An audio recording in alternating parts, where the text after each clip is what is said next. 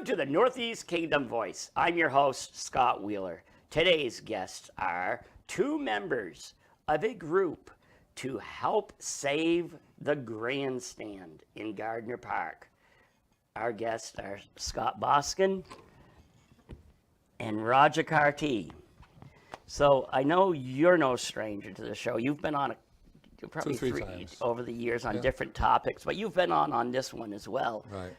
The last thing I knew is you were looking to see if it could be saved, and you were looking for funding. So, what's the verdict? Well, we learned about a grant through Senator Welch, and we put a grant request in for $500,000 and received the grant. So that will go a long ways towards saving the grandstand, and we received another $100,000 from the Preservation Association.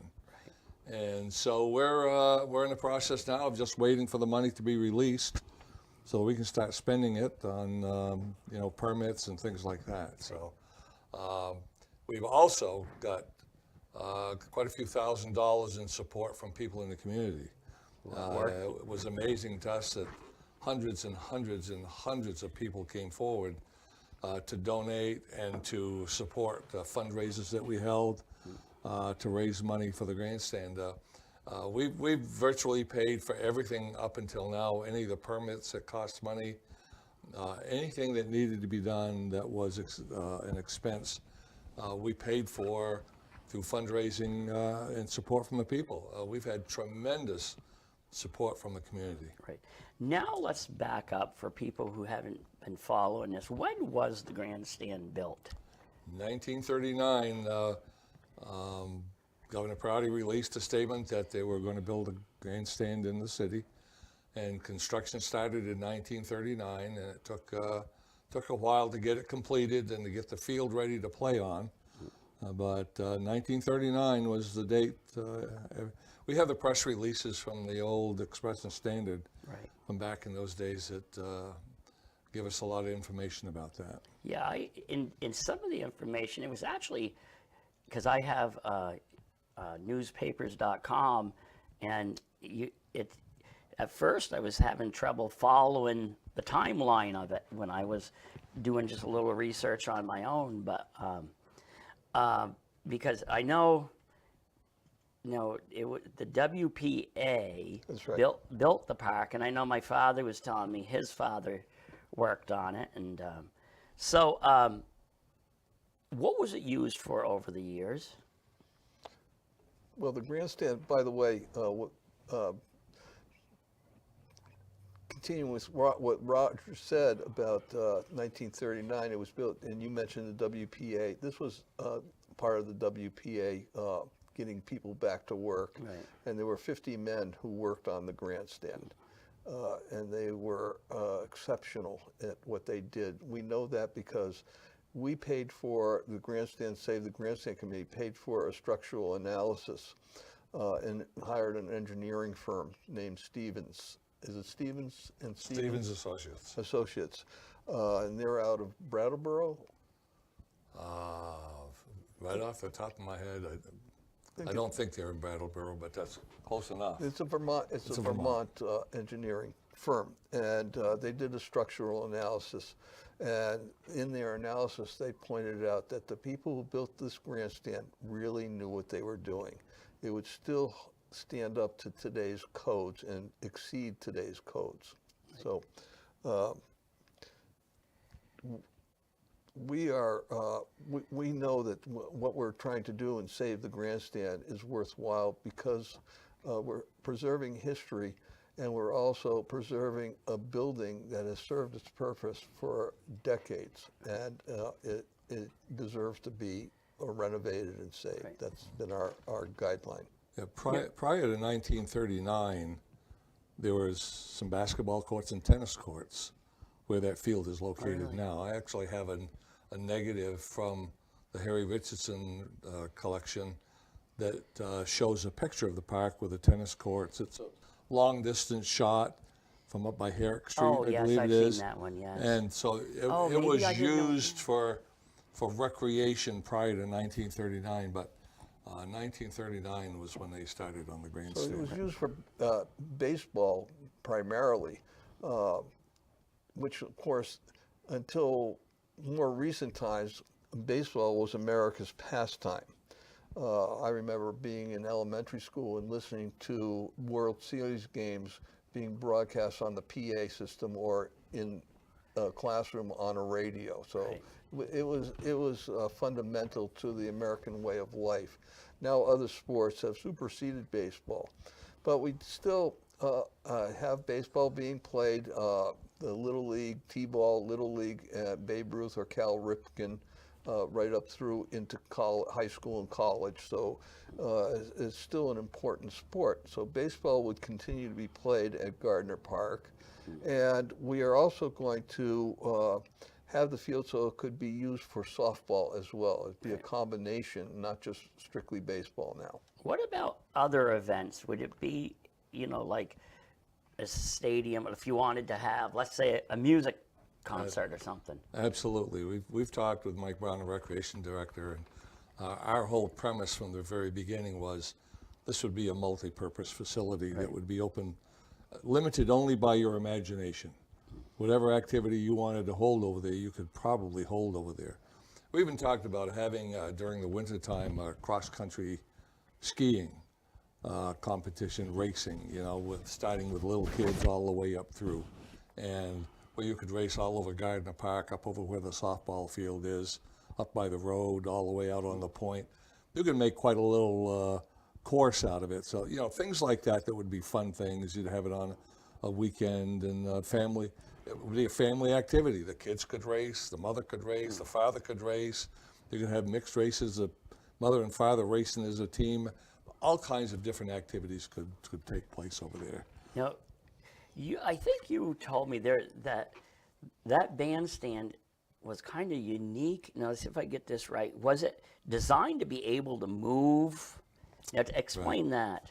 Well, when it was first built, the first article mentions the fact that it was built to be a portable grandstand that you could actually pick it up by, at that time, I don't know if you had cranes big enough back in 1939 to move it, but certainly do today. But it was designed so that you could pick up the grandstand and actually move it to a different location if you wanted to. A lot of people don't realize that grandstand does not sit on the ground. Mm-hmm. There are cement posts, probably 12 by 12, every 12 feet all around the entire grandstand, and that grandstand sits on those cement posts. Inside the grandstand, from one end to the other, there are cement walls, probably 10 to 12 feet long, 4.5 feet high, and about 18 inches deep, that every 12 feet go from one end of that grandstand to the other, and there's a beam that runs the entire length of that grandstand that holds that grandstand off the ground. Brian Eldridge, who worked there for over 30 years, has told us that even with all the flooding at Gardner Park, the inside floor of the work area and the locker room that is there have never been wet. That the grandstand has been up off the ground enough to keep it dry. Great. So is any additional work going to be done to prevent it from being damaged by water, or? Well, I think the most of the damage has been done just because it's been there for 80 years. Right.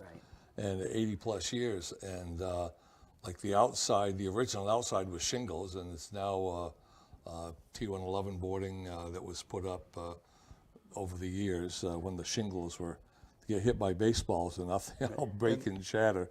So it was easy to just put up a 4x8 sheet of board and do that around the front of it. But not a whole lot of work has been done in the grandstand, and it's an open grandstand, and during the winter all the snow blows in, and as it melts it goes down through the walls and the floor, and that's where the beams have rotted and need to be replaced. Water, if you're thinking of flooding, the grandstand is constructed so that water runs right under it. Oh, okay. It doesn't go into the grandstand. Does it flood over that far? Does it? It's never flooded over that far. No, over towards the River? Yeah. Does sure. it flood right up? It has flooded, But actually as far as the causeway, never quite up on the road that I know in my time. But when Scott mentioned the 50 people that were working over there, they had trucks running all day long, bringing fill into that section of the park where the grandstand and the ball field is.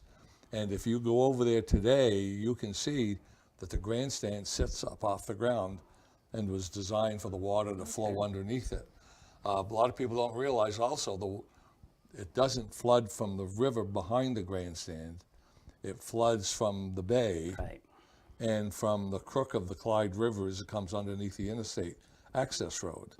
And so it floods from that road in the outfield towards the grandstand. And you can see many pictures that show the outfield is really deep with water, and the infield in the grandstand area is not very deep at all. Matter of fact, you can see the birds out there walking around in the water. Right.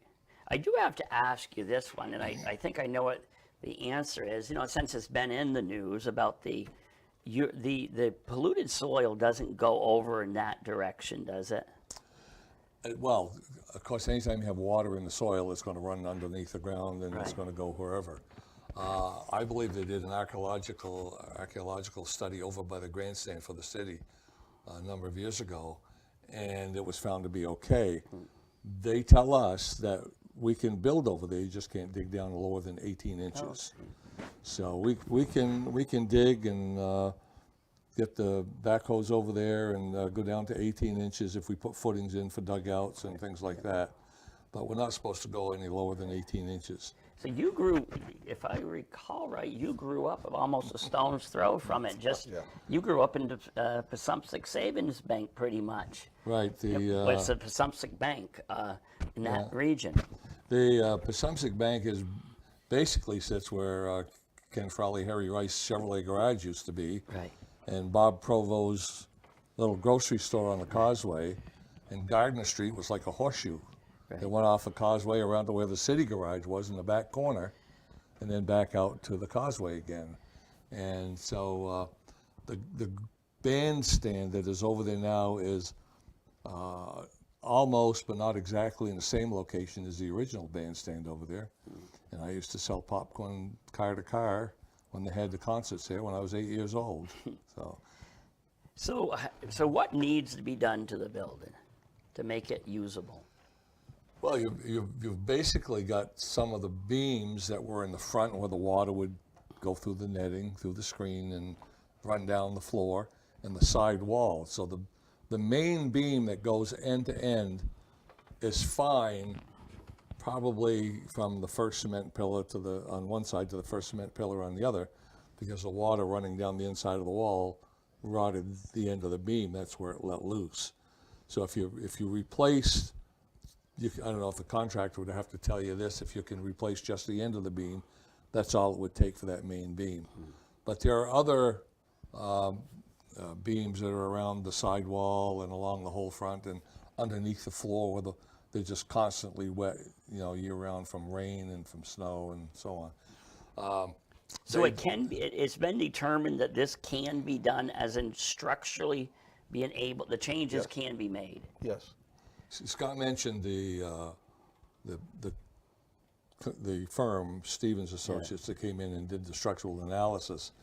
And they told us that clearly the building was more than salvageable, that many of the beams and the construction in there surpassed today's building codes, and that they did such a great job constructing it to begin with.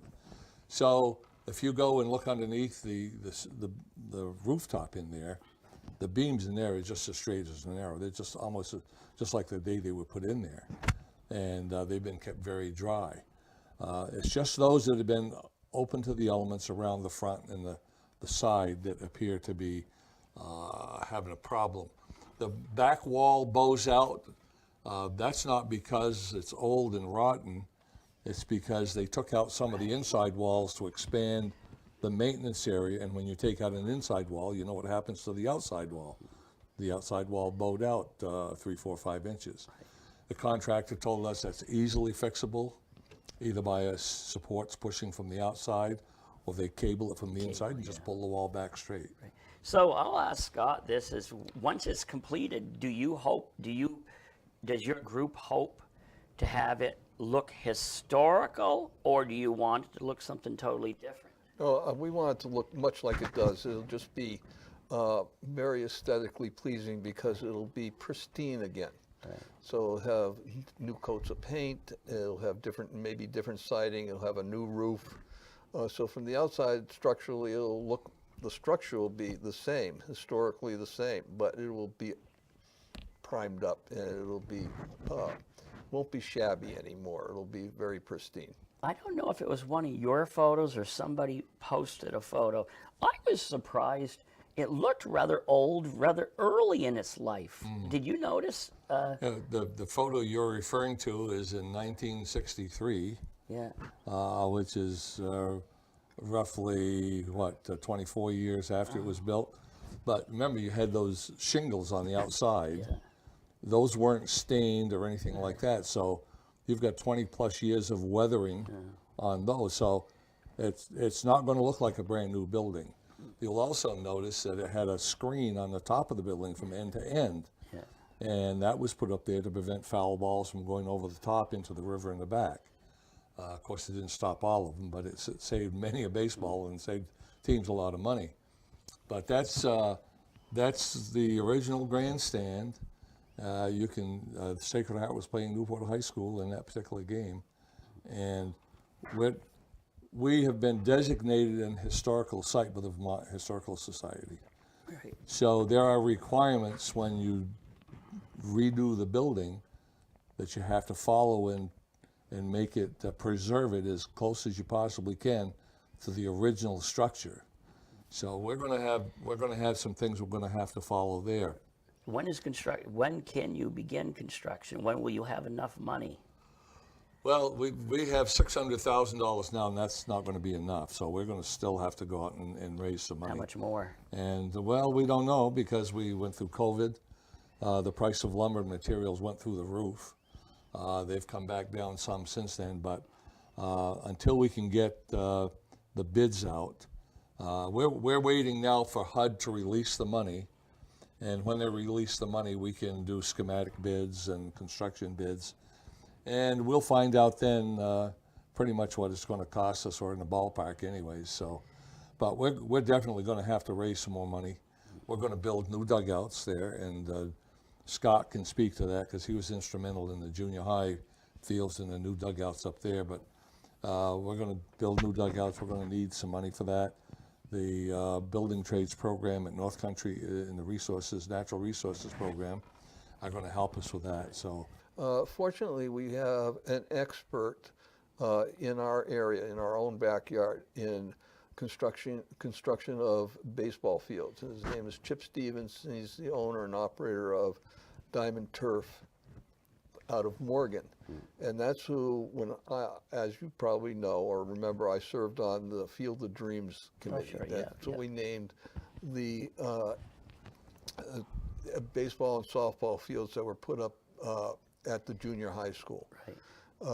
And Chip Stevens was the contractor who installed those fields. So I worked with him through that committee for a couple of years, and it was that was a very successful enterprise.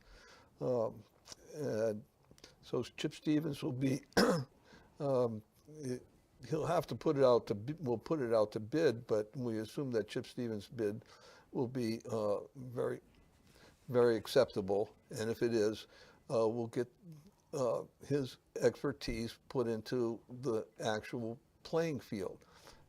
Chip does internships during spring training in Arizona and Florida at major league venues, so he is well trained, and it's to me, it's just amazing that we have somebody who specializes in that field in our own, in that kind of work in our own backyard. It's always amazing how many unique people there are out there once you get talking to people. Yeah, it's very impressive. So he will be installing the field. And we assume, because there aren't contractors who do this kind of work. They just don't. There aren't any great number of them. When we put the junior high school project out to bid, there was one other bidder, but they didn't come close to, Right. and they were from somewhere, I think, in New York. And they didn't come close to what Chip could do. So we have that as part of the plan, central part of the plan. Once the building is, that construction is underway and nearly complete, that's when the installation of the actual playing field will take place.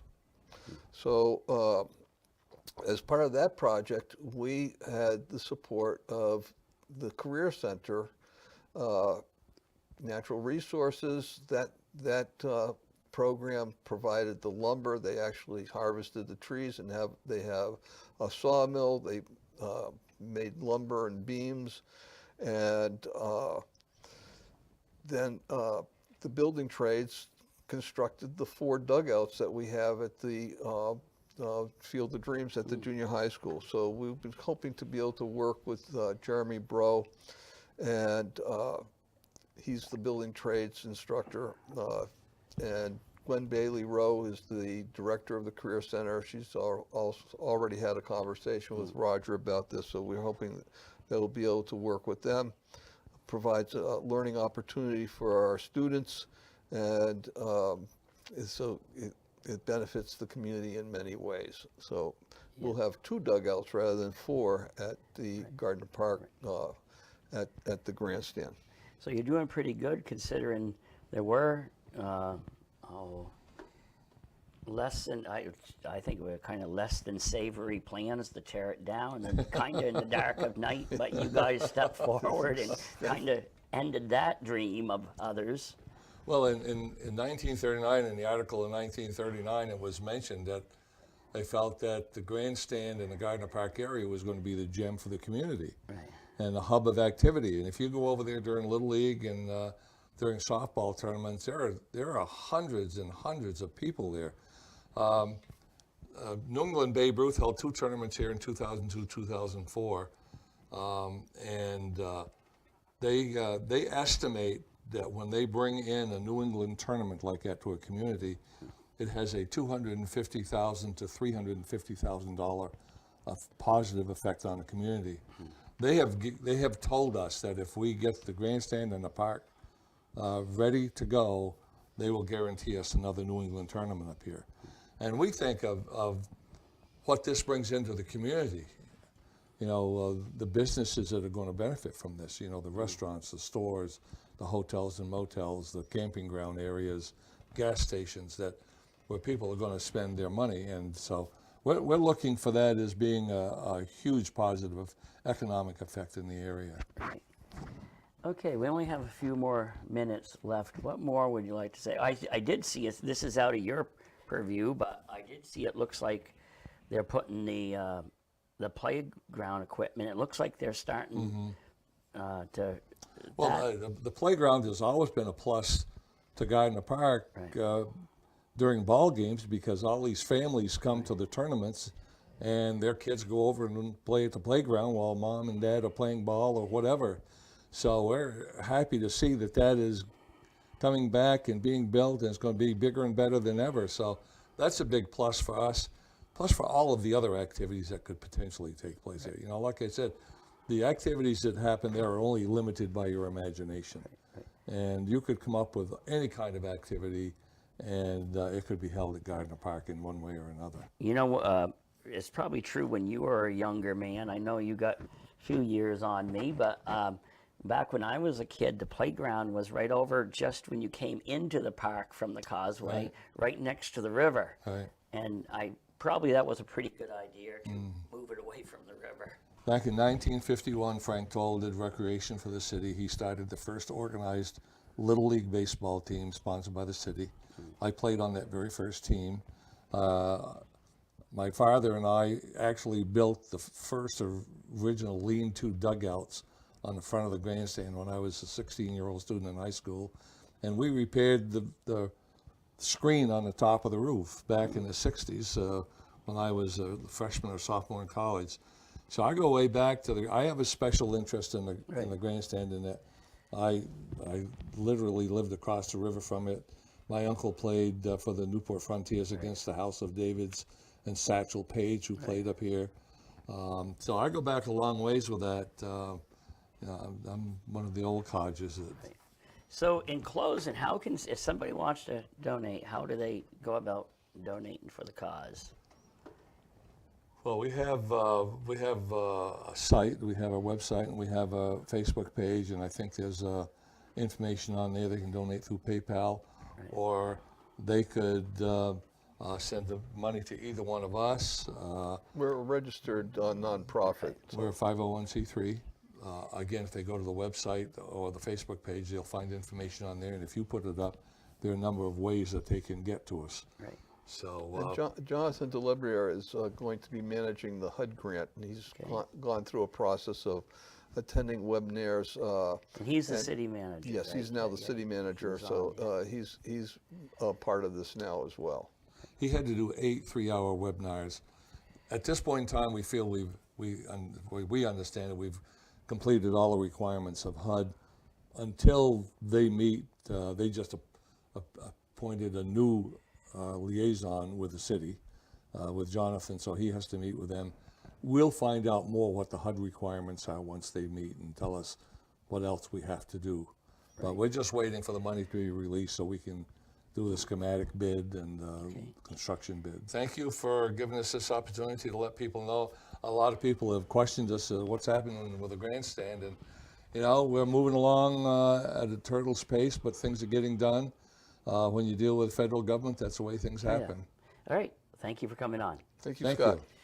And thank you to the viewers for tuning in to another segment of the Northeast Kingdom Voice.